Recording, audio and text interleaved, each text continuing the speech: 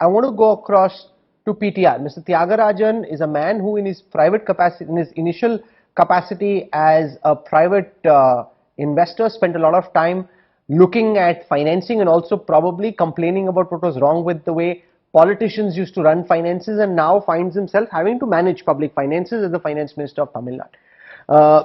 Data suggests, and I'm not just talking about Tamil Nadu, I'm talking about the country per se, that state after state in a very acute level of financial distress, states like Punjab, Rajasthan, Bihar, Kerala, Uttar Pradesh, West Bengal, where the debt to state domestic product ratio is in the early 50s, late 30s. This is deeply problematic, and in the midst of all of that, Indian politics finds itself in a raging debate about freebies.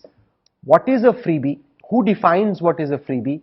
Who regulates? Should freebies be regulated? And if so, who should regulate those freebies? Mr. Tyagarajan, welcome. Thank you. Actually, if you don't mind, I'll step back a bit.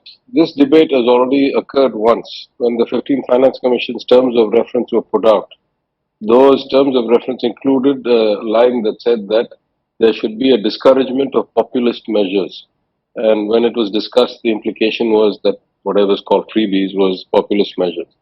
And at the time, finance minister after finance minister, delegation after delegation spoke to eminent economists like Dr. Anup Singh, who was on the panel, and other bureaucrats like Dr. Shaktikant Das or Mr. Shaktikant Das, who is now the RBI governor, and N.K. Singh, my friend Mr. N.K. Singh.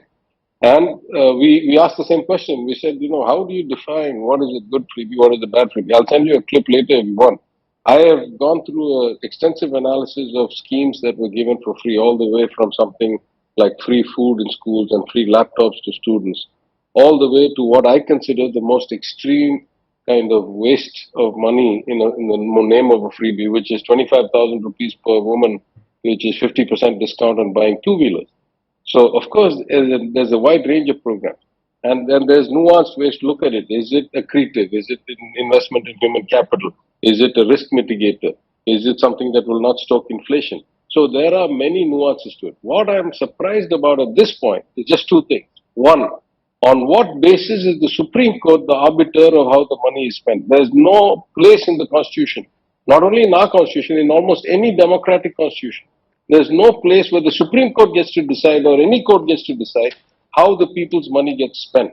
That is the exclusive domain of the legislature of elected people, whether that is Congress in the United States in the presidential system or the parliament in the UK or the legislatures in the states. So my first question is, why is the Supreme Court in this debate?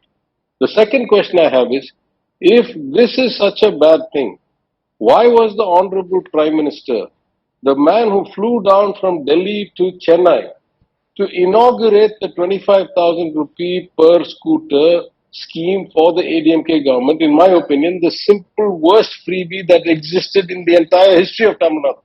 It was pollution inducing, anti-public transport, lot of fraud. It was in every way a bad scheme. Why did the Prime Minister come to inaugurate that if he is so much against the freebie culture? These are only two questions I ask. But you also come from a state where political parties have promised free saris, free mixers, free grinders, free televisions as part of the election manifesto. And if you're saying why is the Supreme Court involved, can I turn around and ask you this question, PTR? Who then should decide? Can netas be trusted to decide what is a good freebie, what's not? Because their primary concern oftentimes when they're trying to spread in new states is to win elections. And therefore, if at this moment Kejriwal wants to win the hearts and minds of the people of Gujarat, he will be willing to say whatever. Ultimately, once you come to power, then you have to deal with the consequences. But in the build-up, not just Kejriwal, any neta in opposition can make any promise.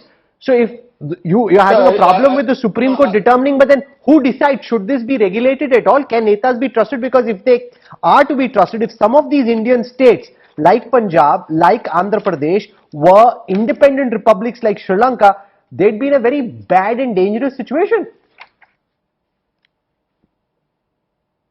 Okay, can I answer now? Or yes, please. You were expounding something for so long I lost the plot. But my point is, that's what a democracy says the people should decide. In a democracy, the people's vote is supreme.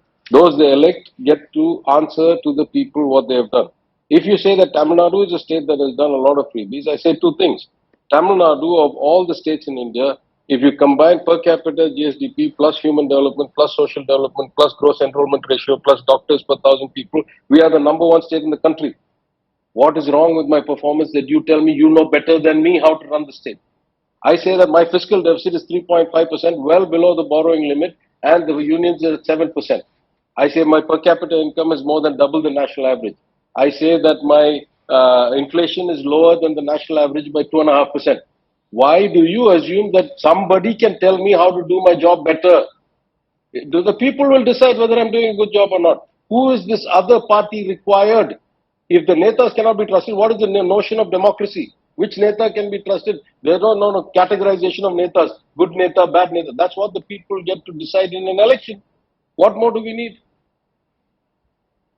Okay, that's an important and strong counter. Instead of getting into an argument with you myself, I'll get the BJP spokesperson to respond, but I have another question for you before we conclude, which is, where does this debate go from here? It's become bigger now than at any time in Indian politics because there's a pushback against the Revdi culture from none less than the Prime Minister, which has never happened. This whole idea that the poor must be given, because the Prime Ministers and the BJP is trying to make the point that if there is something which leads to empowerment, you build something, it has a multiplier. Those are the kind of welfare schemes we should be investing in rather than just subsidies which take care of your immediate requirement but don't build any capacity, whether it is physical capacity or technical capacity or intellectual capacity or ability to work in the future. That's the differentiation the Prime Minister is trying to draw, which is crucial for the government and for Indian politics at this juncture. Well, first of all, I apologize. I only gave a time from 7 to 7:30. I have another thing to go to, so I'm going to drop off. I didn't expect to go on a debate. I was supposed to be interviewed by Akshay Nath. Then the game was switched on me. I agreed to come on. I'm just going to make the point. Yes. Either you must have a constitutional basis to say what you're saying, in which case we all listen. Or you must have some special expertise. You must be a double PhD in economics. You must have some Nobel Prize. You must have something that tells us that you know better than us. Or you must have a performance track record that shows that you have grown the economy wonderfully, that you have brought down the debt, that you have increased the per capita income, that you have created jobs. Then we say, oh, we listen. When neither of these is true, why should we listen to somebody's view? What makes that the gold standard? What makes that the word of God? I'm a believer. I believe in God. I don't believe that any man is God. Why should I take somebody's perspective? The election gave me the right to do what I'm supposed to do. My chief minister gave me a job to do. I'm doing it well. I'm outperforming the union government by a lot. I guarantee I'll continue to do that for the next 3 years. We are huge net contributors to the union exchequer. Huge. 1 rupee goes from us, we hardly get 35, 33 paisa back. What more is it you want me to do? Why should I listen? On what basis? Do you have a constitutional basis? No. Are you a financial expert? No. Do you have a Nobel Prize? No. Have you performed better than us? No. On what basis should I change my policy for you? Is this some like extra constitutional diktat that's coming from heaven? What are you talking about?